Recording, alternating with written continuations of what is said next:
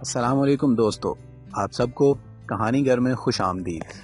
دوستو، آج جو کہانی میں آپ کو سنانے جا رہا ہوں اس کا نام ہے داستان ایمان فروشوں کی۔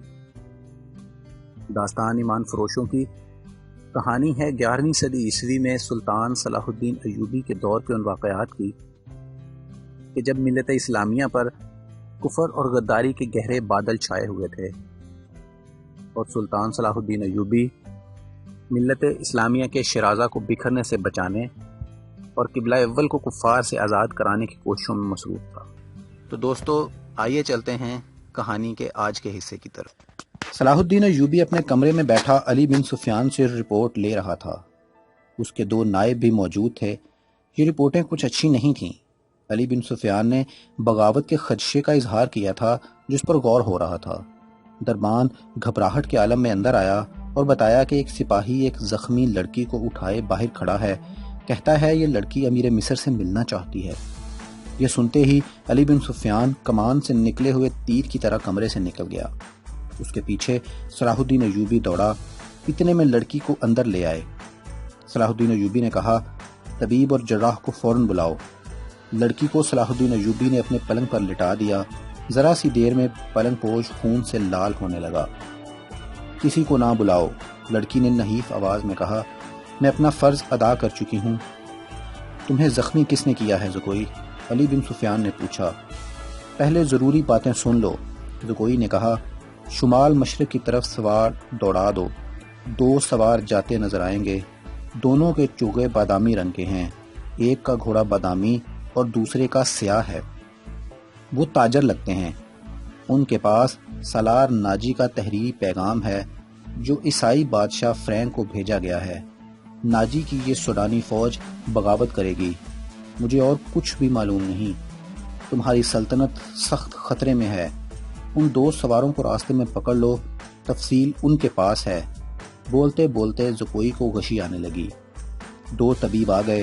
انہوں نے زکوئی کا خون بند کرنے کی بہت کوشش کی۔ اس کے منہ میں دوائیاں ڈالیں جن کے اثر سے وہ بولنے کے قابل ہو گئی۔ وہ ضروری پیغام دے چکی تھی۔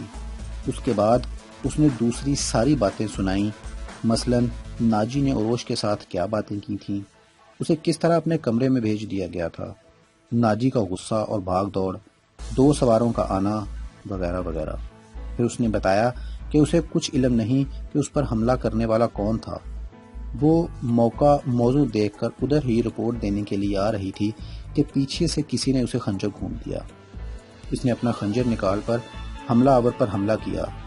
حملہ آور کی چیخ بتاتی تھی کہ وہ کوئی عورت ہے۔ اس نے حملے کی جگہ بتائی۔ اسی وقت اس جگہ آدمی دوڑا دیے گئے۔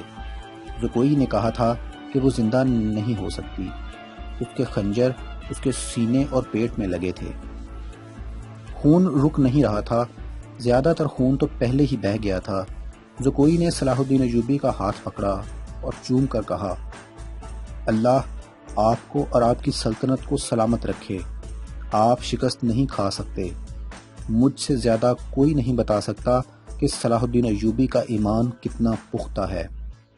پھر اس نے علی بن سفیان سے کہا، میں نے کوتاہی تو نہیں کی۔ آپ نے جو فرض مجھے سونپا تھا وہ میں نے پورا کر دیا ہے۔ تم نے اس سے زیادہ پورا کیا ہے۔ علی بن سفیان نے اس سے کہا، میرے تو وہم و گمان میں بھی نہ تھا کہ ناجی اس حد تک خطرناک کارروائی کرے گا اور تمہیں جان کی قربانی دینی پڑے گی۔ میں نے تمہیں صرف مخبری کے لیے وہاں بھیجا تھا۔ کاش میں مسلمان ہوتی، زکوئی نے کہا۔ اس کے آنسو نکل آئے۔ اس نے کہا، میرے اس کام کا جو بھی معاوضہ دینا ہے وہ میرے اندھے باپ اور سدا بیمار ماں کو دے دینا۔ ان کی معذوریوں نے مجھے 12 سال کی عمر میں رقاصہ بنا دیا تھا۔ زکوئی کا صرف ایک طرف ڈھلک گیا۔ آنکھیں آدھی کھلی رہیں اور ہونٹ اس طرح نیم ہوا جیسے مسکرا رہی ہو۔ طبیب نے نبض پر ہاتھ رکھا اور صلاح الدین ایوبی کی طرف دیکھ کر سر ہلایا۔ زکوئی کی روح اس کے جسم سے پرواز کر چکی تھی۔ صلاح الدین ایوبی نے کہا، یہ کسی بھی مذہب کی تھی، اسے پورے اعزاز کے ساتھ دفن کرو۔ اس نے اسلام کے لیے جان کی قربانی دی ہے۔ یہ ہمیں دھوکہ بھی دے سکتی تھی۔ دربان نے بتایا کہ باہر ایک عورت کی لاش آئی ہے۔ جا کر دیکھا، وہ ایک ادھیڑ عمر کی عورت کی لاش تھی۔ جائے وقوع سے 2 خنجر ملے تھے۔ اس عورت کو کوئی نہیں پہچانتا تھا۔ یہ ناجی کے حرم کی ملازمہ تھی جس نے انعام کے لالچ میں زکوئی پر قاتلانہ حملہ کیا تھا۔ رات کو ہی زکوئی کو فوجی اعزاز کے ساتھ دفن کر دیا گیا اور ملازمہ کی لاش گڑھا کھود کر دفنا دی گئی۔ دونوں کو خفیہ طریقے سے دفنایا گیا۔ انہیں جب دفنایا جا رہا تھا، صلاح الدین ایوبی نے نہایت اعلیٰ نسل کے 8 جوان گھوڑے منگوائے اور 8 سوار منتخب کر کے انہیں علی بن سفیان کی کمان میں ناجی کے ان 2 آدمیوں کے پیچھے دوڑا دیا جو ناجی کا پیغام لے کر جا رہے تھے۔ زکوئی کون تھی؟ وہ مراکش کی ایک رقاصہ تھی۔ کسی کو بھی معلوم نہیں تھا اس کا مذہب کیا ہے۔ وہ مسلمان نہیں تھی، عیسائی بھی نہیں تھی۔ جیسا کہ کہا جا چکا ہے کہ علی بن سفیان صلاح الدین ایوبی کی انٹیلیجنس کا سربراہ تھا۔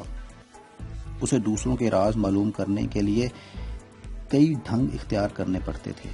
صلاح الدین ایوبی اسے اپنے ساتھ مصر لایا تھا۔ یہاں آ کر معلوم ہوا کہ سوڈانی فوج کا سالار ناجی سازشی اور شیطان ہے۔ اس کے اندرون خانہ حالات معلوم کرنے کے لیے علی بن سفیان نے جاسوسوں کا جال بچھا دیا تھا۔ اسے راز کی ایک بات یہ معلوم ہوئی تھی کہ ناجی حسن بن صباح کے فدائیوں کی طرح مخالفین کو حسین لڑکیوں اور حشیش سے پھانستا اور اپنا گرویدہ بناتا یا مروا دیتا ہے۔ علی بن سفیان نے تلاش بسیار کے بعد کسی کی وساطت سے زکوئی کو مراکش سے حاصل کیا اور خود بردہ فروش کا بہروپ دھار کر اسے ناجی کے ہاتھ بیچ دیا۔ اس لڑکی میں ایسا جادو تھا کہ ناجی اسے صلاح الدین ایوبی کو پھانسنے کے لیے استعمال کرنا چاہتا تھا، مگر خود ہی اس لڑکی کے دام میں پھنس گیا۔ پھنسا بھی ایسا کہ اس کے سامنے وہ اپنے نائب سالار کے ساتھ راز کی باتیں کرتا رہا۔ اس نے زکوئی کو جشن کی رات صلاح الدین ایوبی کے خیمے میں بھیج دیا اور اپنی اس فتح پر بے حد مسرور تھا کہ صلاح الدین ایوبی کا اس نے بت توڑ دیا ہے۔ اب وہ اس لڑکی کے ہاتھوں اسے شراب بھی پلا سکے گا اور پھر اسے اپنا مرید بنا لے گا۔ مگر اس کے فرشتوں کو بھی علم معلوم نہ ہو سکا کہ زکوئی صلاح الدین ایوبی ہی کی جاسوسہ تھی۔ وہ اسے خیمے میں رپورٹیں دیتی رہی اور صلاح الدین ایوبی سے ہدایات لیتی رہی۔ اس کے خیمے سے نکل کر زکوئی دوسری طرف چلی گئی تھی جہاں اسے منہ سر لپٹے ایک آدمی ملا تھا۔ وہ علی بن سفیان تھا جس نے اسے کچھ اور ہدایات دی تھی۔ اس کے بعد زکوئی ناجی کے گھر سے باہر نہ نکل سکی، اس لیے وہ علی بن سفیان کو کوئی رپورٹ نہ دے سکی۔ آخر اسے موقع مل گیا اور وہ ایسی خبر لے کر وہاں سے نکلی جو خدا کے سوا کسی اور کو معلوم نہ تھی۔ یہ زکوئی کی بدنصیبی تھی کہ حرم میں اس کے خلاف اس لیے سازش ہو رہی تھی کہ اس نے ناجی پر قبضہ کر لیا ہے۔ یہ سازش کامیاب ہو گئی اور زکوئی قتل ہو گئی، لیکن وہ اطلاع پہنچانے تک زندہ رہی۔ اس کے مرنے سے کچھ عرصہ بعد وہ معاوضہ جو علی بن سفیان نے اس کے ساتھ طے کیا تھا، صلاح الدین ایوبی کی طرف سے انعام اور وہ رقم جو علی بن سفیان نے ناجی سے بردہ فروش کے بھیس میں زکوئی کی قیمت کے طور پر وصول کی تھی، مراکش میں زکوئی کے معذور والدین کو ادا کر دی گئی۔ دوستو، امید ہے آپ کو ہماری آج کی ویڈیو پسند آئی ہوگی۔ مزید اچھی اور معلوماتی ویڈیوز کے لیے میرے چینل کو سبسکرائب کرنا اور بیل آئیکن کے بٹن کو پریس کرنا مت بھولیے گا تاکہ ہماری آنے والی ویڈیوز کی اطلاع آپ کو بروقت ملتی رہے۔ شکریہ۔ اللہ حافظ۔